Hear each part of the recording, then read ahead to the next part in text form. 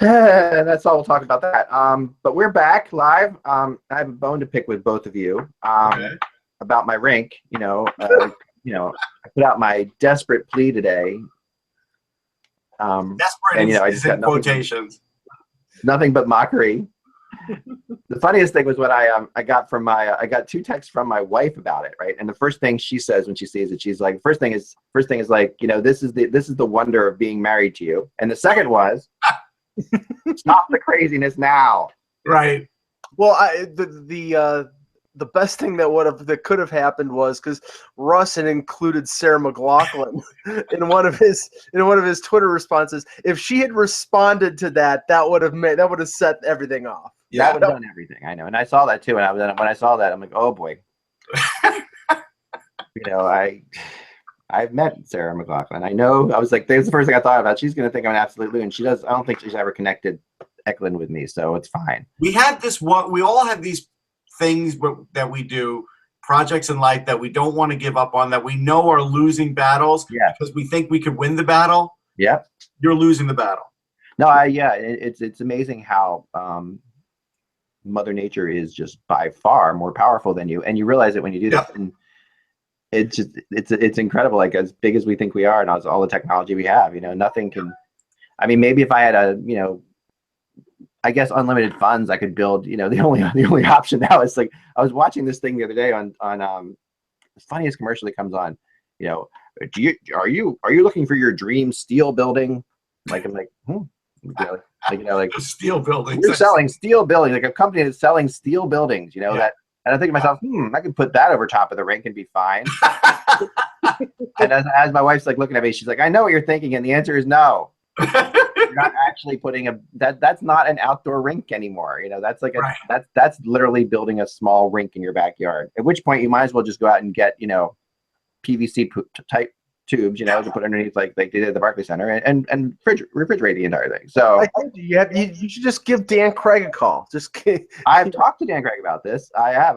We've discussed the ice at length. And he's no help whatsoever. Because he really just says to me, he's like, the bottom line is, where you live, it's just going to be, you need to get a cold spell. We need that polar vortex we had a few years ago. That was awesome. Yeah. So much for global warming. Yeah, well, that's the thing. So I actually went to the synthetic ice company that I was talking about, Smart Rink, and I said, what your motto should be? It should be, they don't believe in global warming anymore in the U.S., so smartrink.com. Right. Because there you go. I think that's perfect. There we have it. We'll have never more. Today it's 40 degrees by me, which means it's just around freezing by you. It's not good enough. No, and I'll tell you the weather right here. It's exactly, you're exactly right. It is 35. Okay, so 38. So it went up to 38. So now I'm screwed. So now I have to, right before it was 35, so I turned off the sprinklers right before. Mother Nature's just holding the carrot out there like, I know. So I don't know what's going to happen now. Unfortunately, it's still cloudy. As long as it stays cloudy, I got a shot because tonight it's going to go into the 20s again. And my hope is that bringing you water from you would forget it. Never mind. I think get Coke syrup, make the world's largest slushie. There you go. I mean, I thought my idea was pretty smart.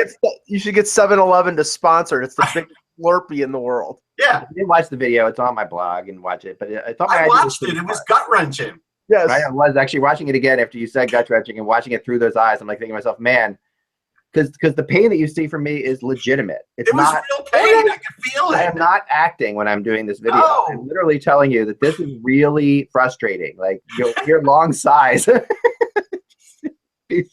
As I said, nice pool. It's a horrible pool. That's the problem. It's a horrible pool. I mean, it's terrible. It's just rough. I felt bad. I did.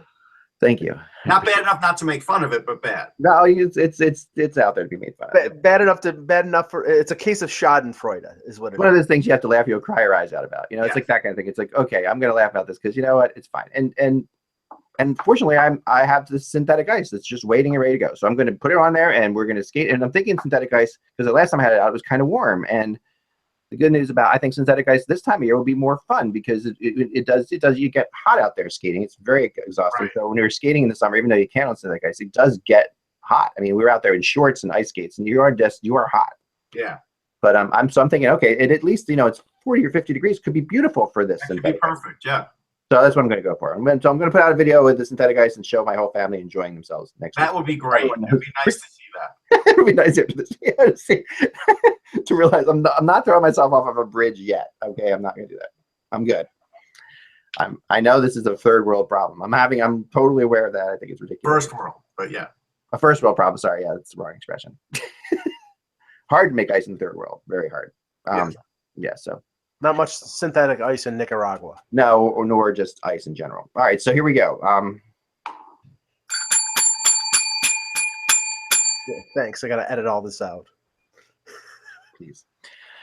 Hello, Hockey World. It's Tuesday, February 14th. Happy Valentine's Day, Hockey World 2017. I'm Michael Agello. I'm Russ Cohen from Sportsology, and it's just a Hallmark holiday. And I'm Eklund, and I couldn't agree more. So much so that, and you're watching the HockeyBuzzcast on HockeyBuzz.com. This is the podcast that comes every Monday through Friday. Mike, go ahead. But you guys are both married, so romance is dead. No, that's not true. Dead. Absolutely not. No. Did you watch my rink video? Come on, romance is not dead. I want to skate with her tonight. I want to go out there and do it. This day makes people feel miserable if they don't have anybody, and people feel obligated if they do. It's just up dead.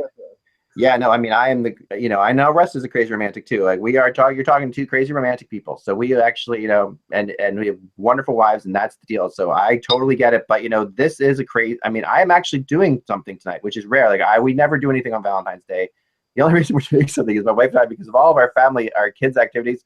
I don't think I've spent more than 5 minutes together for the last 3 months, So we're like, okay, we're going to go to dinner. We're going to take this excuse and get a babysitter and go out and use this as an excuse to go out on a Tuesday, so that's fine. So we're going to, but that's it. We're going to go to a really cool restaurant that opened up near us. So, but that's, I think this is the first time I've been out for Valentine's Day for dinner with her ever. And we've been together 20 years. So I don't think it's been, I don't think we've ever been out for Thanksgiving. A restaurant which will close in a couple weeks, right, Russ? Yes, a restaurant which will close in a couple weeks because we go there. That's right. Thank you. No, but you know what this is a good night for? Hockey. Waiters.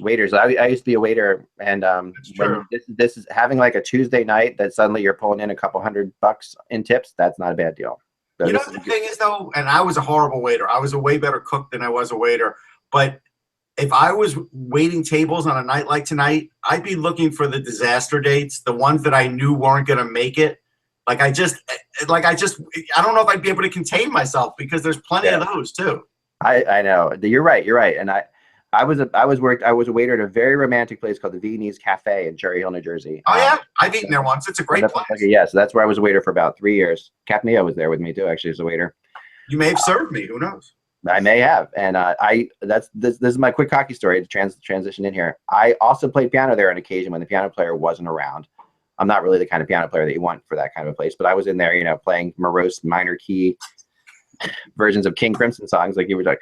So, but anyway, so I'm in there, and Gene Hart, ladies and gentlemen, voice of the Flyers, Gene Hart, and I thought that was, to me, as you gotta understand, I think I was between high school and college, or in the first year of college in the summer. Oh, okay. No, I only ate there within the last 20 years or so. Yeah, well, that was not that old. So anyway, here's the unaccompanied piano solo of 21st century schizoid man. Right. So that's exactly right, but in a really quiet, mellow way. So, it was fun to do, and it wasn't as much money on piano, but it was playing piano for 2 hours wasn't as horrible as dealing with some people. So it was a slow night. So I'll play the piano. That's fine. The piano player's out. So as a piano guy, are you obligated to play piano, man? Do you feel like you have to? I don't know how to play piano, man. I'll tell you that. So it wouldn't happen for me. But I think some people would. But so I'm sitting there, and Gene Hart comes in and sits down with Lauren Hart, who was a very young Lauren Hart, and his mom and her mom, and a couple other people, and they get the table At that point, was Lauren the #1 ranked anthemist? No, she wasn't. She was still doing the Puppy Bowl or something like that. Okay. All right, so she's there, and she's working her way up the ladder. Yes. So they're sitting next to me. I've told Lauren this story. She doesn't remember it, so it's funny. Why would you? But so they're sitting right next to me. I mean, literally, I could reach like this and touch Lauren's back. They're on the piano. They're right next to the piano. Gene Hart's right there. I hear the whole conversation that's going on. They're talking about hockey. I'm like, this is awesome. I am like literally. So you eavesdropped on Gene Hart. You have to. So I'm living my dream. I'm like playing piano. Gene Hart's right there. This is incredible. this is the greatest thing in the world. This is before my band and everything. This is great. So they get up to go, and he comes over to, and there's a tip jar there, a little glass or whatever. And he has a $5 bill. And he puts the tip jar in his exam. He's like, I really enjoyed your music, but I had one question for you. I'm like, oh yeah, what's up? Wow, Gene Hart's asked me a question. And he's like, where's the body? And I'm like, what do you mean? He's like, I thought you were gonna kill us with that music. It was so somber. And then he walked out. That's pretty good. There you go. Voice of the Flyers, Gene Hart. That's my story. So, I was devastated, of course, and, never played piano again. Of course. That was the story. So there you go. Let's start with some news. Why don't we? Please.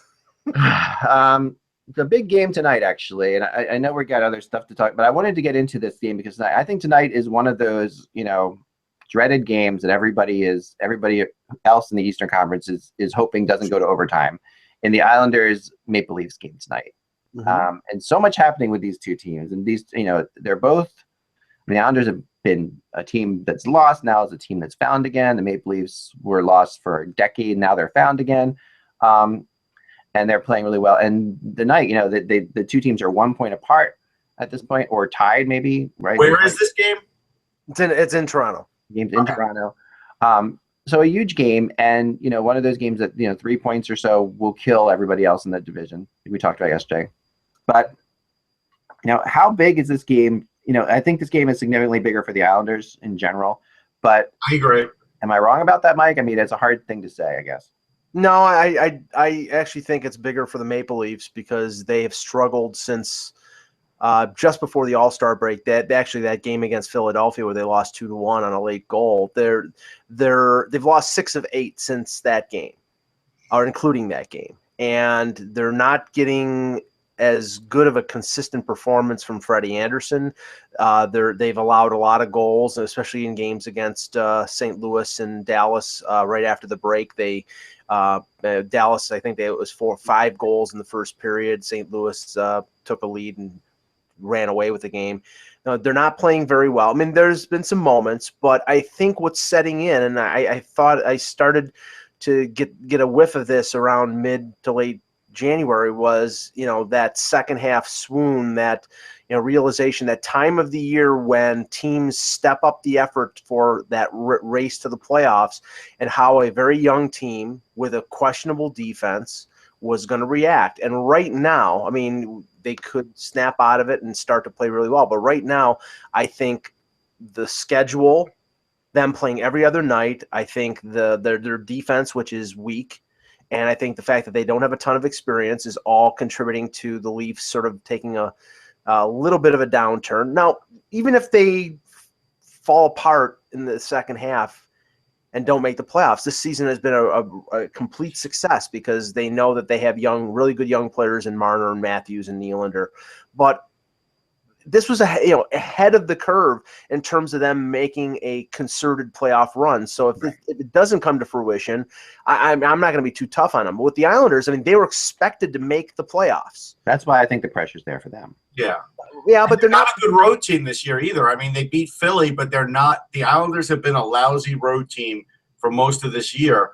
So I think it's a big test for them. Now, I'm not saying right or wrong, because I do think that honestly, once a team like the Maple Leafs are in the playoffs come February, it doesn't matter that they weren't supposed to make the playoffs. Like, I think when it comes to a fan base, I think that's how it works. And I think that logically you could speak from a perspective of all things, but really, if you're a fan, this is like the girl has returned your call, you just haven't gotten back to her yet moment. Like, you're like, this is exciting. Something good could happen here. Good Valentine's Day analogy. But no, I mean, I get that, and not to say that Leaf fans don't want this team to make the playoffs, because they do. But I think what they've accomplished right now is they're playing meaningful games down the stretch. To me, it's even inconsequential whether they make it or miss it.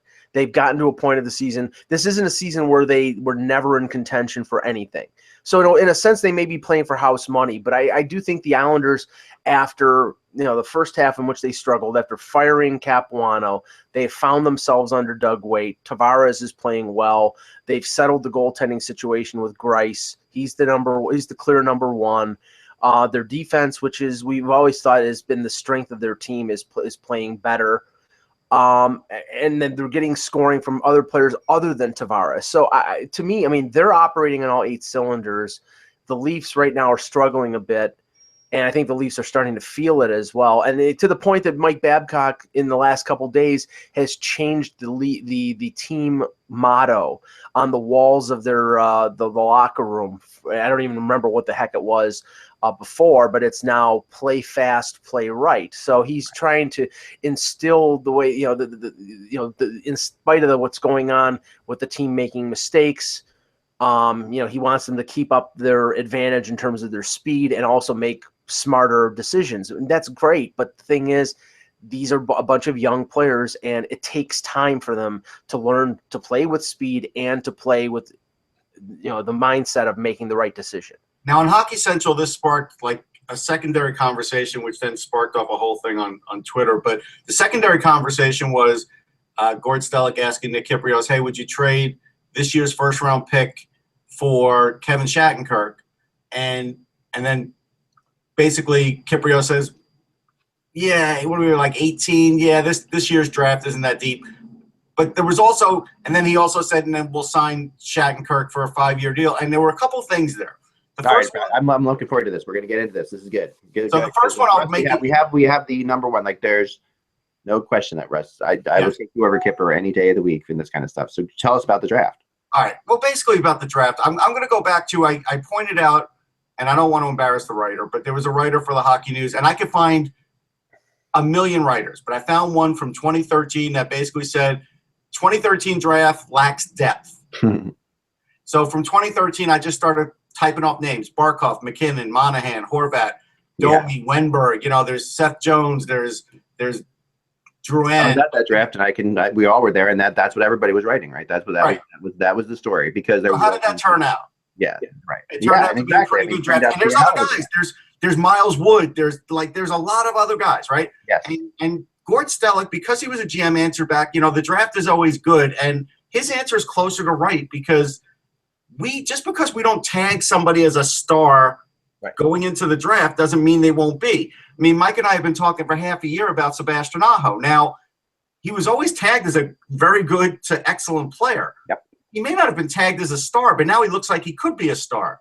Right. That's just something that happens, Teams develop players. Players get better training. All those things happen. And so it's just it makes me laugh that and really the guys of this, because then somebody else tweeted back and said, well, Elliot Friedman's been saying the same thing because he's been talking to scouts. These are always the unnamed scouts. Okay? Hockey News lives off the unnamed scouts, and now and I don't know if Elliot's really using unnamed scouts, but whatever. This is what somebody told me. I'll assume that that's the case. But the point is, when you're getting just information like little tidbits like that from scouts, do you really think they're telling you the truth? They're not telling you what they're thinking that they're going to tell their team. No. I don't.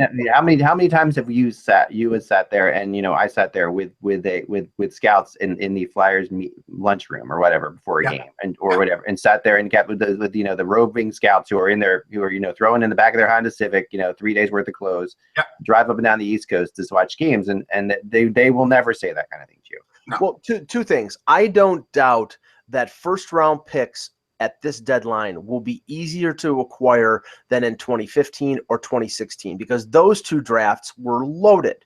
Okay.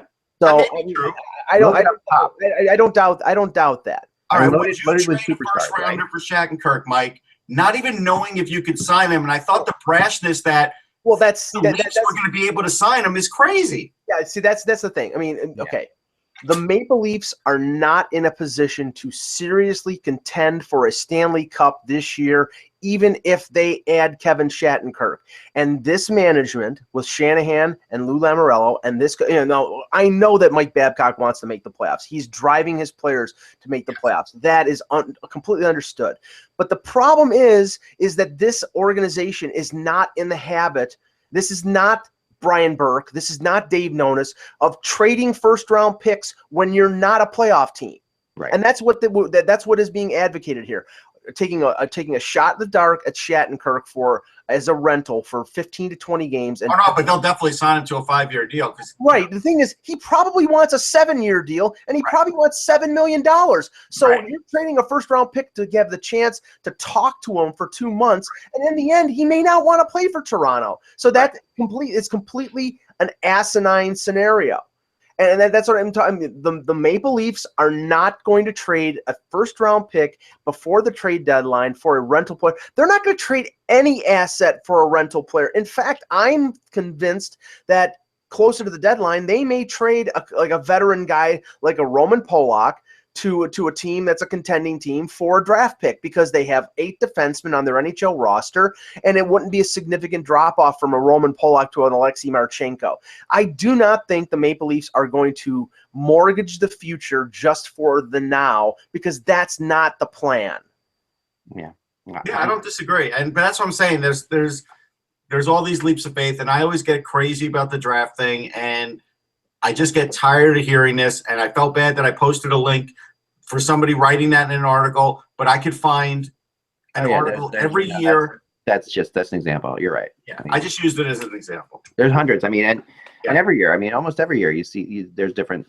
And what kills me about the draft is this with reporters, and Elliot knows a lot of these are really Kipper. These are really top guys. I'm not taking. Sure, I'm not killing them. And I know you're not killing them either.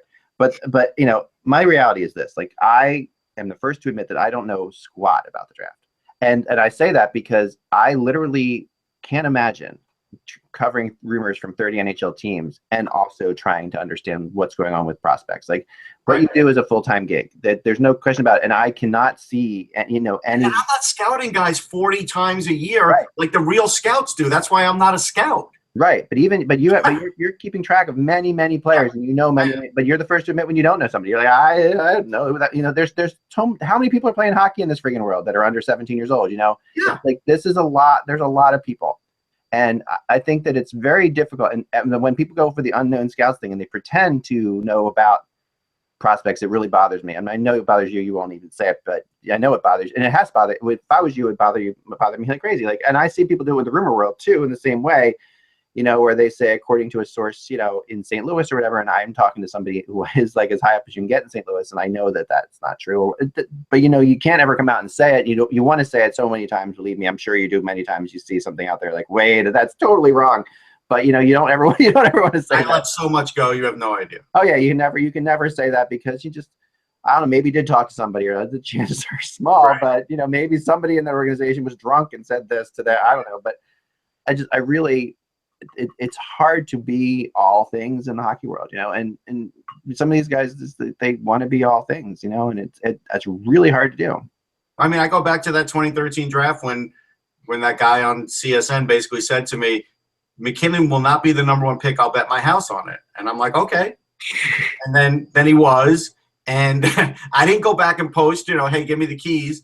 But like, that's the kind of stuff you get. And there's different levels of guys like me, and but the easiest, laziest answer is always to say, I talked to a couple guys. It's just not that deep. Right. And that kind of statement is so absurd. That is like saying, Americans aren't that angry. Like, or saying, just throw something totally vague that you can't. I mean, to sit there and say it's not that deep. The reality of it is this. Like, I talked to somebody about this the other day, and it's funny that you're having this discussion, and I did, and I'm not. And I'm going to tell you what they said to me, because I said, how do you judge the draft versus, this draft versus other drafts?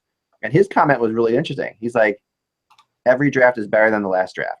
And I said, why? He's like, well, because for one reason, in general, the training is better and players are better. That's true. He's like, you can have top guys who maybe are better that you can take the top 4 or 5 guys or whatever, and even the first round. But you get beyond the first round, rounds 2 through whatever, are better every year, he said, because players are just they're eating better when they're kids, they're working harder, they're training harder, and so every draft is better. It has more players for you than the last draft. Just to take 2013 as an example, and where the Leafs are right now, and say they made the playoffs without Shattenkirk and won a round. You know who the 20th pick in the first round of the 2013 draft was? Anthony Mantha. Yep. You can get good players in a, quote, average or okay draft anywhere if your scouting staff can find out what that player is. And it's taken a little while for Mantha, and I've probably taken some heat for that. And now how does he look? Yeah. No, so, I mean, you're right. I mean, sorry, go ahead. Go ahead. The Maple Leafs are 2 or 3 years away from being a legitimate Stanley Cup contender when people drafted in this draft will just beginning to be starting their entry-level contract. So you don't give up assets like that in a deal to whole plug a defense that needs 2 or 3 defensemen, which is what they do. So, I mean, I'm just saying, like, okay, it's nice that there's excitement because the Leafs have been terrible the last few years. The euphoria is understandable because they have not won a round in the playoffs since 2004. But what I'm saying is cool your jets, because this team will be good if the organization and the management preaches and practices the patience that they've talked about the last few years. I agree with that. My favorite thing in this is here. My favorite example is this. To me, the most underrated draft was actually the year after that, 2014, which was, now that was the one in Philadelphia. Yep. That was the Ekblad draft. Okay, so Ekblad's the number 1 guy taken in the draft, and you could say, okay, let's compare Ekblad to McDavid or Eichel or Matthews. He's not in that world, right? Ekblad's not in that world. Fine, he's a defenseman though, so it's different. So it's hard to compare him. But he's one of the better defensemen. I mean, he could be, Chris Pronger. So let's say, okay, let's compare him to Chris Pronger, whatever. That's who I compare him to. I think that's where Ekblad could go to. Right. That draft, you look down the first round, and it's still young on this draft, of course, but you got some players in this draft. And, it's just like Dylan Larkin was taken 15th in that draft. Yeah. 15th in that draft. Inexplicably, too. I mean, look at Nick Ehlers. I mean, I can't remember how much I've talked about Nick Ehlers, and it took him a little while, but now you look at his numbers, he's got 85 points in 130 games, and he's a very young player. Yeah. Oh, yeah. Yeah. No, this is Robbie Fabry's and is taken 21st in that draft. And obviously you've got some of the top guys. Pasternak was taken 25th. Right. Not William Nylander at 8, just like, and Draisaitl, who might be as the second best player on the Edmonton Oilers. Yeah. Christian Dvorak's up to 20 points in 50 games. We did talk about him because he had knee injuries. Right. Arizona was smart enough to take him. They're getting use out of him. So, the best players in this draft, it really is kind of great. You go through, even in round 2, you go through some really players. And this is 2014. It's still relatively young to judge this draft class. Like, you're right at the point where you can start to judge them, I think. Victor Arvidsson's doing well. He was a 4th rounder. Braden Point's doing well. He's a 3rd rounder. Yeah.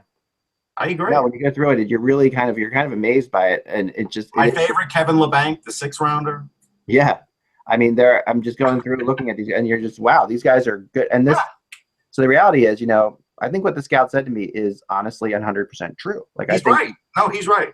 That and the reason, and it is so much true that that the best players that we get when we get a superstar like a McDavid or a Matthews, they are so much better than the superstars you got 10 years ago. There's no question about it. Okay, they are. So therefore, the 3rd rounders are going to be are equally so much better than the 3rd rounders you got 10 years ago.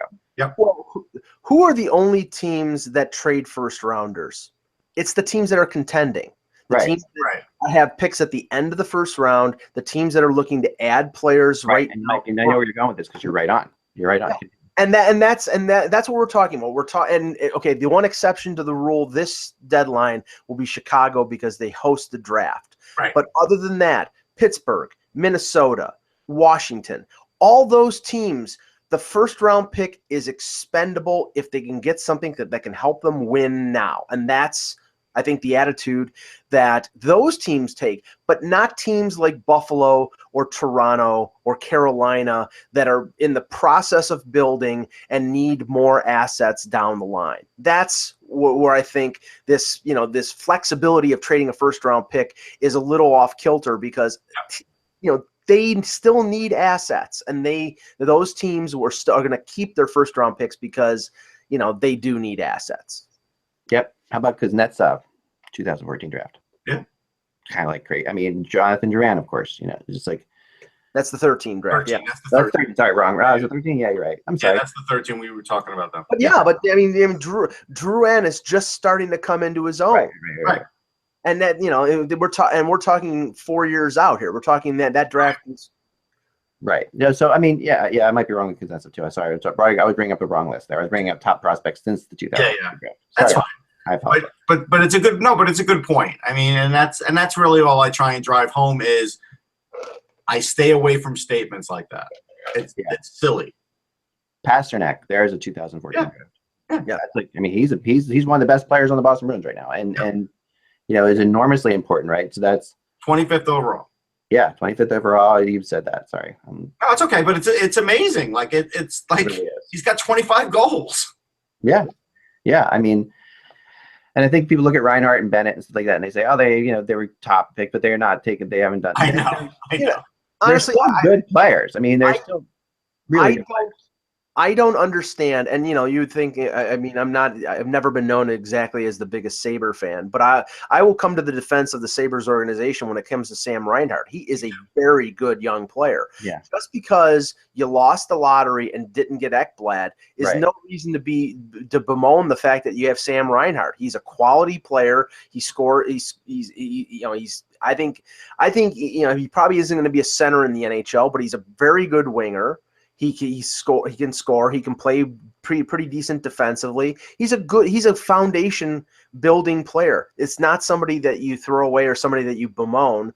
I mean, I think the Sabres, honestly, it's the fact that they finished 30th 2 years in a row. They lost the lottery twice, and they think they got some sort of consolation prize because they got Reinhart and Eichel. Be happy with what you got. I think a lot of people dismissed Draisaitl, and especially when he started off a little slow. I mean, again, he had to learn North American hockey. It wasn't like it was going to be the easiest, smoothest transition. How do you like him now? And like I said, I think he might be the second best player on that team, and I really do feel that way. I mean, I think that he is, he is phenomenal, and really just has all kinds of talent. And you saw it talked about. Nobody talks about Leon Draisaitl. And I know it's because of all the other issues that happened. I mean, with Hall and Nugent Hopkins and all these other players that came through, and Hall's a great player too. Nugent Hopkins has issues, Everly, but I mean, if I'm gonna rank the best players in that myriad of first overall or second or first or second overall picks that they had in Edmonton, I'm going with Draisaitl as the second best right now. I think he's leading the Oilers in goals. Right. And Russ, the same thing is happening with the Oilers with Puljujarvi. He didn't jump out and have great success right away. He played half a season, then they sent him to the American Hockey League. Probably was the best thing for him because we all knew that was possible. Like if you looked at my preseason rankings, I even said if he stays there, because we all knew there was a maturity thing physically and mentally that may not have been ready. That happens. And also in Edmonton, we know that can take a different amount of time. Like because when you're around that many young players like that, I really think there's a problem with that. I think that at the end of the day, I think that becomes an issue. When there's one or two young superstars around, it's very different than when there's 5 or 6 of them. Yes. Because the whole dynamic the dynamic changes, and the way you view yourself as a young player, when you think I'm one of the young guys, I'm great, I'm going to be able. It changes when you're suddenly like Draisaitl, who's been in the shadows of all these other players. But that's been the perpetual problem for Edmonton over the last. No, it has been, and that's why we talked about the fact that maybe they should have traded one of those picks, or perhaps they should have thought about going for a defenseman or a different kind of player, and they drafted too many of the same player. I mean, even if they kept the players that they have, how about letting that player play in junior an extra year? How about letting Puljujarvi play in the Finnish league an extra year, and not rush him into the lineup as an 18-year-old and throw him to the Wolves? They haven't learned that. Now, of course, they got away with it with McDavid because McDavid is a phenom. Yeah, he's on a different level. He's on a different level. He could jump into the NHL as an 18-year-old and dominate, which he has. But Draisaitl, Puljujarvi, go back to Yakupov, go back even further to guys like Nugent Hopkins as an 18-year-old or Hall as an 18-year-old. Why do you keep repeating the same thing over and over again when most of the time it hasn't worked. Right, and that's why most teams don't draft with immediate need in mind. Once in a while, you can get away with it. You're drafting first overall, second overall, you can get away with that.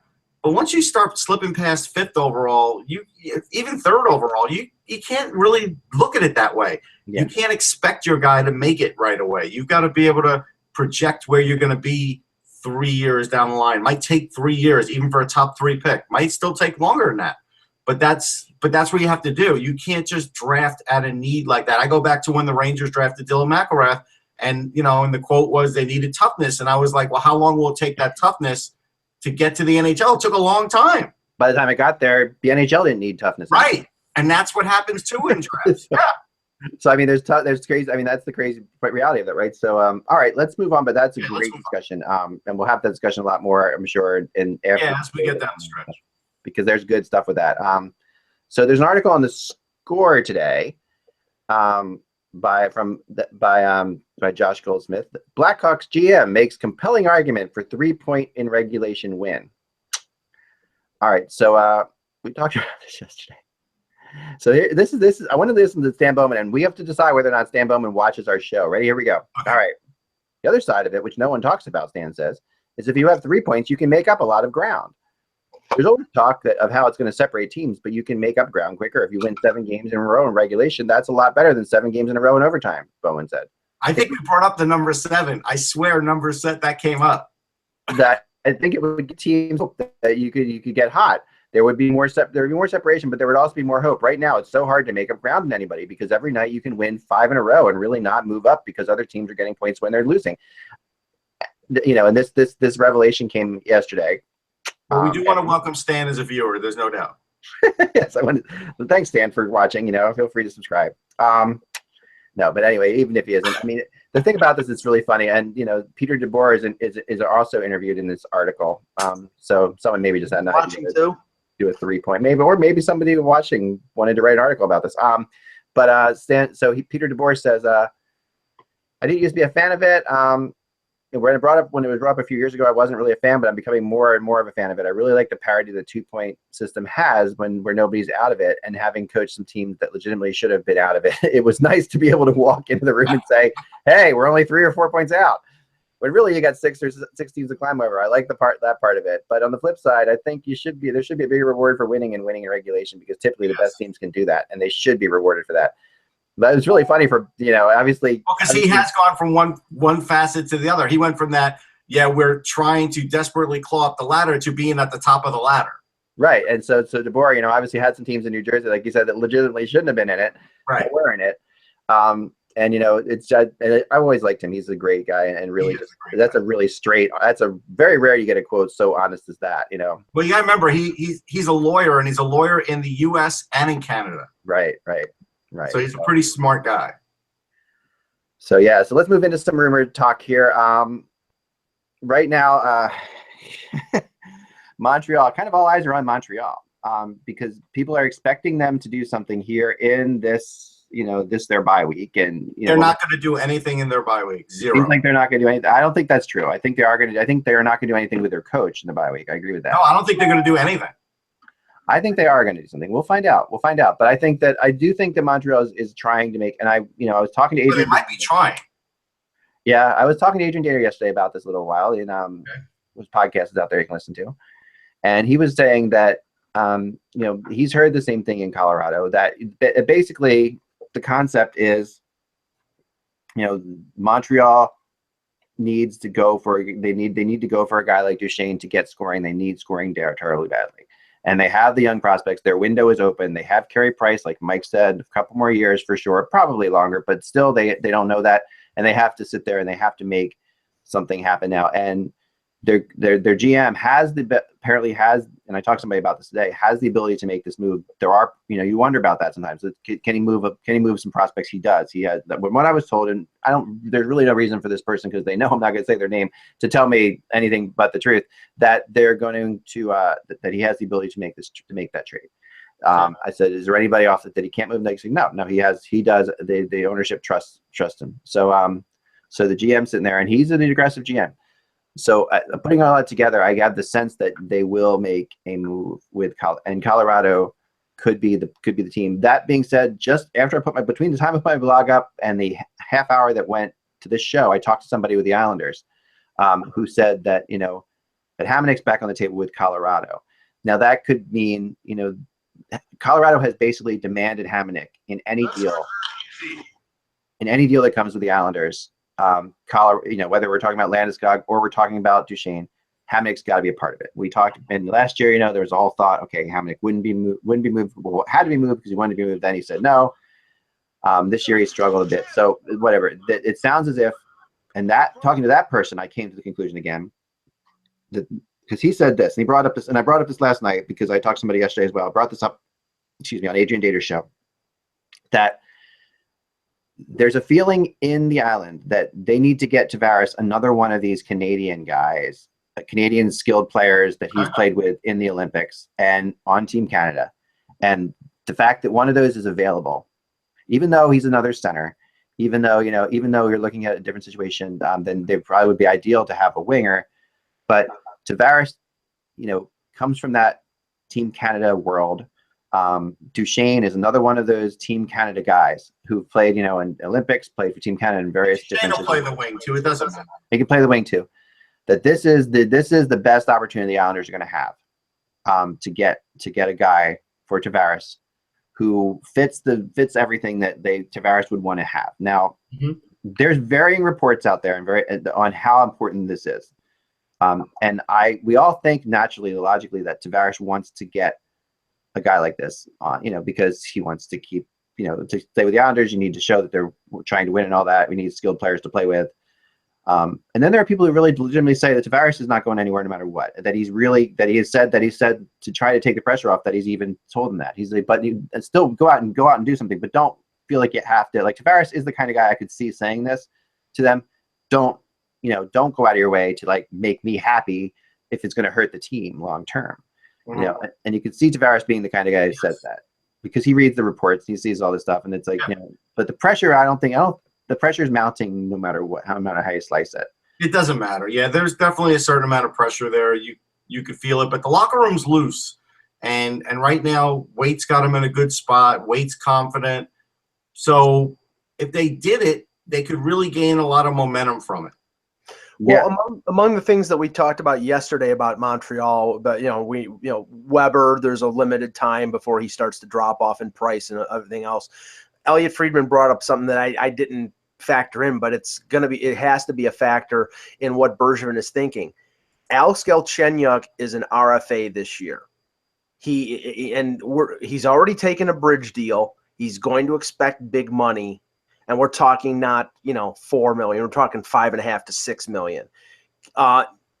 That is a factor with the Canadians in terms of, okay, there's another guy we have to spend big money on. Can we clear other guys out? I think it's motivation to make the run now because, there's all these contributing factors to them having other problems in other areas this summer and going forward. So I think Bergevin has to make his move now to get, an impact forward because, right now they're not playing well. Maybe it's the best thing that they had their bye and they can sort of get their house reorganized and get going once that bye is over with. But I think they need help. They've needed help the last few years. I will tell you this. There's a stat, and a lot of times I'm loose with certain stats, but this one is really, I think, significant, especially for this year, the way the bye has affected teams. Teams are like 3-8 coming off the bye. Like teams are bad coming off the bye. Right. Yeah, they are, and we've seen that. I don't know that it's totally unexpected, but yeah, you're right. And that's the last thing they need. They have to somehow buck that trend. Yeah, I don't. It's interesting because with Galchenyuk and Therrien, there seems to be like an either or situation in my mind. Yeah.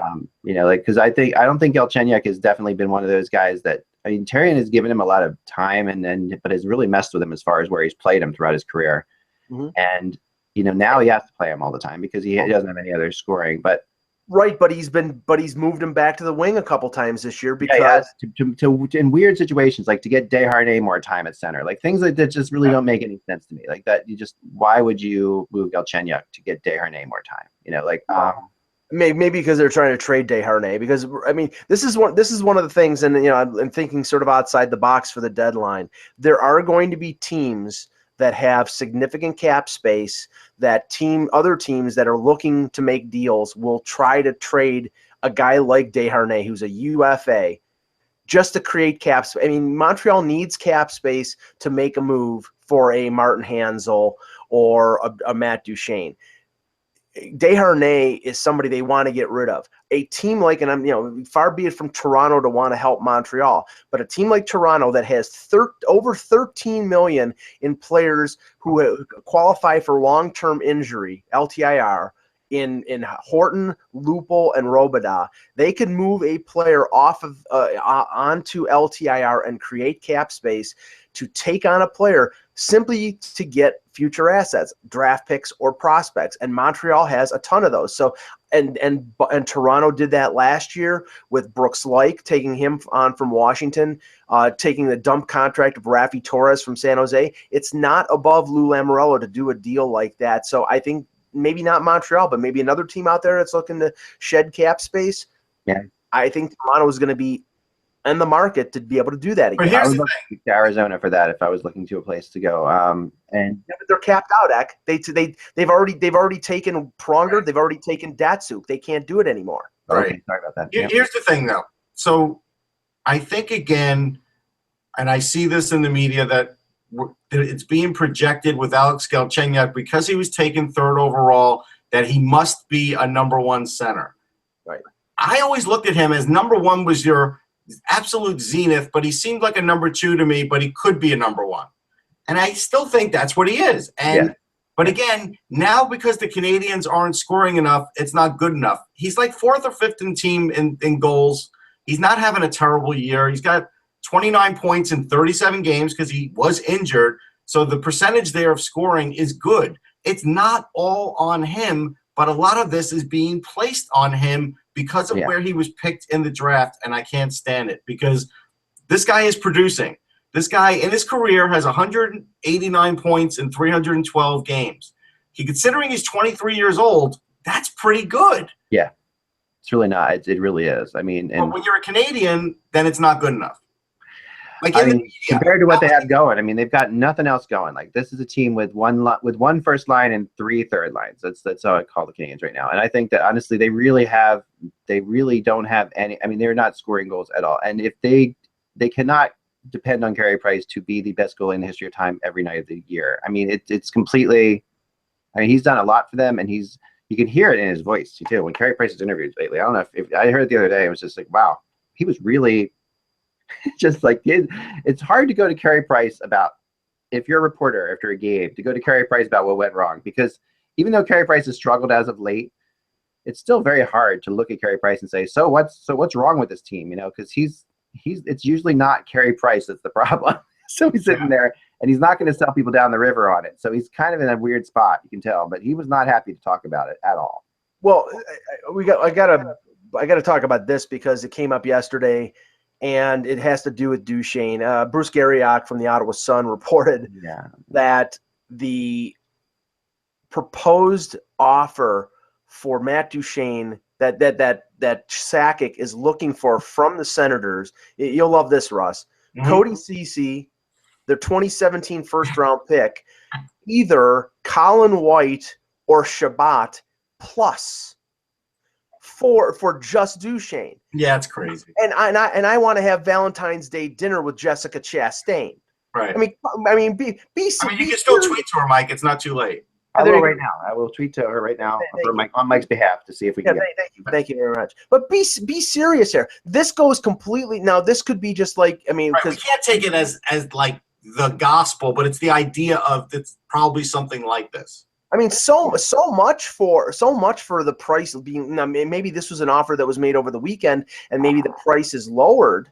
I think this was an offer that was made quite a while ago. Okay, but this, I mean, this is bordering on absurdity, because no organization, especially one like Ottawa, who they're going to make the playoffs this year, but they're still in the process of they're a limited organization in terms of spending money. They're not going to trade cheap assets like Shabbat or Colin White in a deal to get Duchesne, who's only under contract for 2 more years. You're talking about players said to me last night that Duchesne is starting to really not to sulk around the locker room, really being upset about this. Like, it actually has finally, and it's because he is a happy-go-lucky guy. He's a happy-go. That's to me. That's why it hit me too, Russ. Like, to hear that Duchesne was upset about this was really surprising, because first of all, he's very professional about everything he does, and that he's been in this situation before, but he's a happy guy. He's a good guy, so that's why agents is really starting to feel serious, because he's really unhappy about all this stuff. Yeah, I don't blame him. Hey, something else to come to Mark Bergevin's aid a little bit. We talk about Philip Deneau, and he does have 10 goals and 20 assists. It's pretty good. He was part of the trade for Fleischman and Weiss, and they got a second-round pick in 2018. That is a heck of a trade for Montreal. You really think about that, considering Dale Weiss is not doing what we thought he would do for Philly that he did for Montreal. And so he traded him. They got to know who's a center. I used to always talk about Mark Kelly, the director of scouting, amateur scouting for the Blackhawks, on our show about Deneau, and he was always pretty high on him. Now, somewhere along the line, he got tabbed as a defensive center, but he's good offensively too. I mean, this is, again, this has been a guy that's been very valuable. I know this isn't a big name, but he added them for almost nothing. So I think, unfortunately, I think that's what they're going to end up doing again. And Weiss did absolutely nothing with the Blackhawks. He didn't. Zero. So this was a steal. Yeah, it was a steal deal. No question about it. The other trade I talked about today, and then we can move on to one other thing before we go. But the other trade I talked about was possibly was Yarrow Halak, and Halak has been killing it for the Bridgeport Sound Tigers.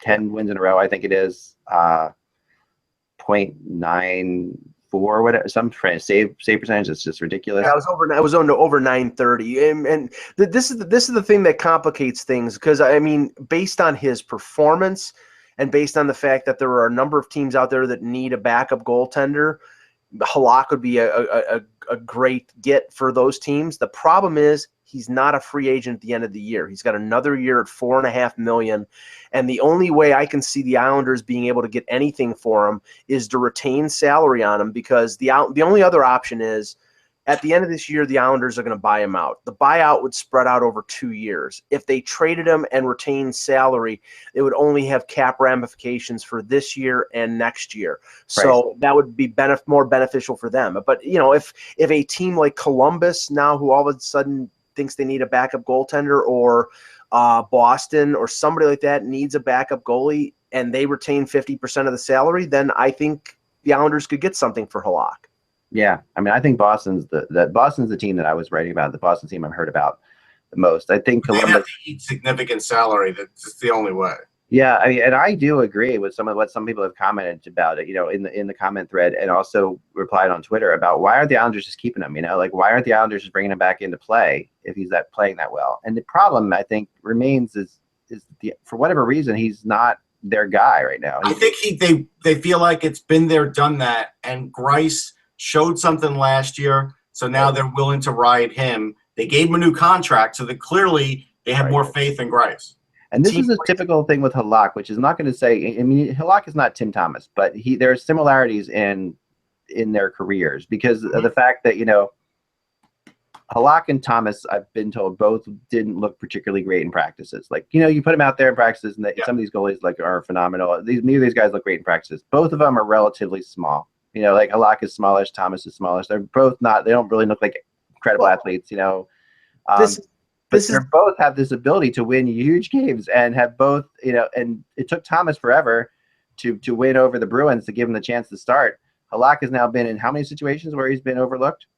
Well, this is the fourth team that he's basically lost out a goaltending battle with. I mean, obviously Montreal, the Islanders, St. Louis, he lost to Brian Elliott. He got traded to Buffalo. Buffalo really didn't have a goaltender at that point, and they moved him out without even thinking. Yeah. So, I mean, there's been situations where he's just, I mean, he's not a fit. Now, I think he's a fit as a backup goaltender. But I think the Islanders are going with Greiss simply because the team plays better in front of them, and they rallied behind him in the playoffs last year, and ever since they sent Halak down and they've gone with mostly Greiss and Berube, they're 8-2-2. Why mess with success? I mean, but just because they moved him out, Mike, doesn't mean they don't regret it. I have a feeling Boston regrets moving out Martin Jones so quickly, and we've talked about it before. Yeah. Oh, yeah. I mean, for sure. And Halak, look what the guy did in Montreal with the playoff run. We'll never forget. That was one of them great playoff runs. Obviously, what he did in the Olympics in Vancouver, with Slovakia when they beat the Russians. That was a crazy situation. I was at that game, and that was phenomenal. That he was out of his mind, and then taking Team Europe to the finals of the World Cup of Hockey. I mean, just a couple months ago. So really, this is a guy who has shown that he's great in clutch situations. He is the perfect backup to get. And if you can get him, I wouldn't hesitate for a second. I know $4 million is a lot for a backup for one more year, but if you're a team that has, this would be the kind of guy that the Flyers had one goalie who was a UFA, they should go get. If they only had Mason and then they had some guy who was a minor league goalie as their backup and they were a serious playoff team, this would be a great guy to go get, because this would be a situation where if you don't have a signed goalie for next year, Halak could perhaps be that guy, and if not, you only have one more year of him. Halak is running into the same problem that Dallas is running in with Niemi and with Lehtinen. You've got that extra year. Lehtinen won a Stanley Cup. Niemi won a Stanley Cup. Lehtinen has been a good goaltender in the past in the league. The problem is the Lehtinen makes $5.9 million. Niemi makes $4.5 million, and so does Halak. And if those guys were all free agents, you'd probably find teams that would be willing to take them on with a reduced salary. But that's the problem. It's like to make Halak worth your while. If you're Boston, he's got to be at 50% of what he's making right now. If the Islanders retain 50% of the salary, they could move him. Yeah. Finally, the Bean Pot has been won by the Harvard Crimson. Yep. Crimson Tide. Proving that Jimmy Vesey was not holding them back. Oh, Jesus. First time since 93. I mean, I wish I could have gotten to actually see the game, but I'd have to spend extra money for Nesson to do it in low def, and I refuse to watch anything in low def. And watching hockey in low def is ridiculous. But I did watch a lot of highlights and such. Flyers goaltending prospect Merrick Madsen, again, looked really great. He's been getting more fit every year as far as looking bigger and stronger. He has always been a good goalie, but when they drafted him, he was so skinny. He was ridiculously skinny. He was Ryan Miller skinny. But now, you know what? This is, I think, his third year. And every year I've been watching him, and every year he's been getting better and better. And this year, this is a big win for them. I mean, Ted Donato is a name that we haven't really talked about much for coaching, but it's going to happen. And he might wait until Ryan's done with school. He's got a couple more years. And so that's the thing. We'll see where Ted Donato's at when Ryan's ready to play in the NHL for the Boston Bruins. So if Bruce Cassidy doesn't work out, it wouldn't shock me if Ted Donato is the name that comes up, because that's something where he's bringing Harvard to places that they haven't been before in a long time. I've been impressed with him ever since he took over. I talked to players. They love playing for him. VC loved playing for him. So that's a big deal. So Clayton Keller also had 2 goals. I don't expect to see him in college next year. I think he'll be playing for Arizona. Yeah. I would be shocked if unless he decides he doesn't win a championship. If he doesn't win a championship and is hell-bent on winning one, then he might go back another year. Jake Ottinger, a goalie for Boston College, who is a potential first-rounder this year. I don't think he was as bad as the 6-3 scorer. There was an empty netter, and one was a 5-on-3 goal. I think he played okay.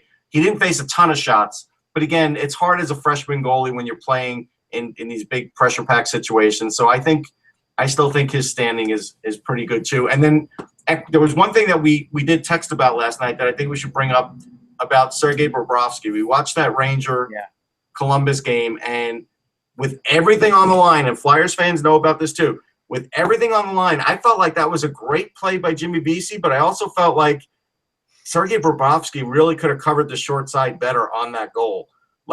And that turned out to be the game winner. That was tough. That goal, what was there, 5 minutes to go in the game? Something like that. Only 6 minutes, yeah. Yeah, we've seen Bob have those lapses before. And even though he's a Vezina goalie, this is something where I kind of wonder if he'll ever win the big game because of that. Yeah. And it was one of those goals. I know people get tired of hearing that thing about Grant Fuhr back in the day. Grant Fuhr would make the right save at the right time, even though the game was 4-3 or 6-5. He would make that save at the right time. Well, Columbus had just tied up that game 2-2. Yep. All the momentum was going in their direction. All the emotion was going in their direction. Yep. And then VC scores that goal, and you could just feel the balloon deflate. And I tweeted, and I didn't tweet the whole game, but I said that goal stunned Bobrovsky. Like I could see that really got him. Yeah. No, you're right. You're right. And it'll be Bobrovsky, the only thing I'd say about that is Bobrovsky has been pretty good in pressure situations for, Team Russia. Yes. And that's about as high a pressure situation as you can be in. So I'm not so sure. I mean, it was a bad goal. Go back and think about his Flyers career. You can go back and you'll. Well, no, there were moments very early on where we remember where he wouldn't play because he was so nervous to play. And I mean, there was a time when there was a game I remember in the playoffs where he was supposed to play and didn't play but he was really young. And, even the Winter Classic, right? We looked at that. Remember? Yeah. No, there have been moments for sure, and it's valid. I mean, and he's vital to that team's success. So he is. Yeah, it's a valid question, and it'll be interesting to see how he goes in the playoffs because he'll get a shot, and we'll see how it plays out. But I don't think a backup is a bad idea there. They have been getting some half decent play from their backups in Columbus as of late. I mean, Bobrovsky actually has struggled a little bit more than their backups have the last few games. But yeah, I think that's going to. I don't know. It's not bad. One thing I wanted to bring up too is that Dane Girardi shorthanded goal was an ugly goal. Like that. Yeah, I know. There have been some bad goals, and Bobrovsky is prone to that. Yeah. And the thing about Bobrovsky that has always been the case, and he shares this with I think Michael Neuwirth, and a couple other goalies who play that same kind of style, is that when they're playing poorly, they go poor quickly and bad, and mainly because people know that when they're playing poorly, they go down quickly, and that the open part of the net up top becomes really wide, and you see that with guys like and they're swimming back and forth. They're hurt. Yeah, I mean, Bobrovsky can make some. He's as quick as anybody. Same with Neuwirth, same way. I mean, they're just crazy quickness, but they can go down on outside shots, especially if you take shots from outside. Neuwirth's rebound control drives me crazy sometimes. Yeah, same thing, exactly. They just cough up the puck sometimes. It's crazy. Had to mention German Rubtsov for a second, who is really who was come over from the KHL to the Q. This is the guy who was the 18-year-old who was the Flyers drafted in the first round and late in the first round, I believe. Well, when they had their draft last year, and he has now put up 16 points including 6 goals, and is a +10 in his first 10 games with Chicoutimi in the QHL. And Chicoutimi. It's hard. Sometimes I mispronounce too. Chicoutimi, in the Q. And from all reports I've talked to people, he has looked phenomenal. Like just and hit posts all over the place, and should have a lot more points than. And I know that yesterday when it was interesting, I found this out because yesterday when I was doing some searching around, I heard a couple rumors involving the Flyers. His name came up, and I was like, wow, why would somebody why would they move him? But if the Flyers were to get in on somebody like a Duchesne, there's the prospect that would probably be included, right? So, I'm gonna guess, and again, I'm sure Ron Hextall has this list very close to the vest because everything's very close to the vest. Yeah, I'm gonna guess he's an untouchable because Ron Hextall loves his centerman. Yeah, this kid is strong. This kid is fast. This kid is smart. He got hurt in the World Juniors, but he still looked good for a little while there. Yeah. And then I like the fact that so much of the way he was rooting on his team at the World Juniors showed me how much of a good teammate he was. His teammates love him. And I just think I get why you would want a Duchesne, but there's a possibility Rubtsov could be better than Duchesne. And that's the risk that you take.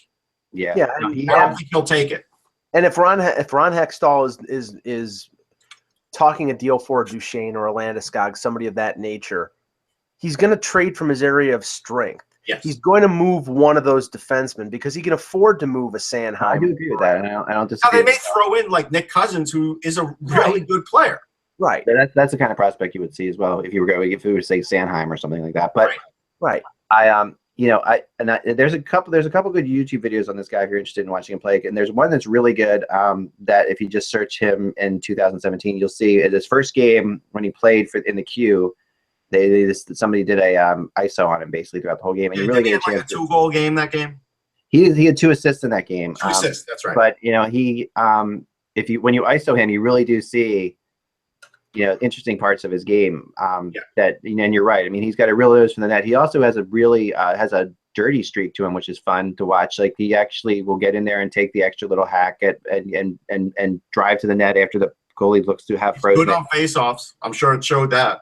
Yeah, it did, and he made some really nice passes, and as a sneaky shot. I know the Flyers were saying, that he was drawing comparisons to Datsuk and stuff like that in his style. Yeah, I would slow that down a little. Yeah, I mean, you gotta slow that down. Of course, he's not Datsuk, but I'm just saying. But you can see the stylistically, the similarities there, and a little bit of Malkin-ish type things with his board play. He was really strong along the boards. But these are all things that obviously these are great players. I'm just saying, comparing him to Russian players randomly, like I'm pro to do. So I'm left-handed and I'm a little overweight, so that means I'm Babe Ruth. I mean, right, I know. So there you go. Actually, you're probably a better baseball player than John Goodman was playing Babe Ruth. There was never a worse portrayal in sports. I know it's off topic, but I have to say this because this is the one thing I knew this movie was going to be a bomb when I read in the paper that John Goodman had to lose weight to play Babe Ruth. Wow. And Russ, I was a manager of a movie theater when that movie came out, and I saw the preview for that movie, and like all bad movies, they included every good scene in that movie in the preview, and then had him with the long bat doing the pointed shot. Right. It was like the preview looked phenomenal, and the movie was horrific. And I believe Goodman got injured during that movie too, with swinging and stuff. I'm pretty sure. Yeah. I'm going to throw one thing out for Flyers fans because I get a lot of complaints about them, and then we'll go. And I hate to be a Flyer-centric thing here, but I did get this text from somebody right now, and they said I had to check out the Carchidi article and this one quote. And it was really pretty funny. So the Flyers, like I talked about before, I think the problem with the Flyers right now is they actually are trying to play a style that they're not suited for. I agree. They're trying to be a defensive team, and this team, when they won their 10 in a row, were outscoring teams 4-3 or 5-3, and now. Yes. So in Carchi's article, he says the Flyers have not scored more than 3 goals in their last 12 games. Conversely, they started the season by scoring 4 or more goals in 7 of their first 11 games. Lately, they focused on tight checking elements. And then this is Gudis. We're clicking a little better on defense, and our forwards are doing a great job blocking a lot of shots, Gudis says. If we can stay responsible in the back end, maybe we can score as many goals as we were at the beginning of the year. And I think that's the issue. I don't think that's possible. I think what you're looking at there are 2 conversely different things. Not possible. It's just, but that is the mindset now that has been set on the team, and that's where I say players like Voracek and Giroux are starting to be affected again offensively because now this is in their head. They have to worry about nobody passes in the middle anymore, and apparently Dave Haxtell talked about this at the town meeting, where like the middle of the ice is pretty much off limits at times because that's where turnovers happen, but that's also where great plays happen. Yeah, right. Or even skating to the middle, and develop and giving yourself more space, because if you play along the boards, you're gonna have no passing lanes whatsoever. Right. So the issue there's a lot of things there, but I think that the Flyers are on the road now, which is probably good for them. But they're going to go out to get Calgary and Edmonton this week. So this is the road trip that the writers hate. The Western Canadians. Yeah. This is definitely the one they hate. In winter, and actually there were places like Montreal got a ton of snow. Like this is the road trip that the writers hate. Oh the Western Canada road trip in February when it's -30 Celsius in Winnipeg. But I think every hockey fan out there, including myself, would love to do this road trip. Sure. Like this would be a dream. Like to go. I mean, I've not done a lot of traveling like this with the Flyers or any team on the road. I've been to Edmonton for the finals, but and Calgary on vacation. But I want to do the Winnipeg, Calgary, Edmonton, Vancouver thing. I would love to do that. I think that would be phenomenal. But but you're right. Like curmudgeon, like Tim Panaccio is just complaining every 5 seconds to people about this. So there's no question about that. That's all the time we have for today. Remember, without the buzz, it is just hockey. We'll talk to you tomorrow. We'll talk to you all tomorrow.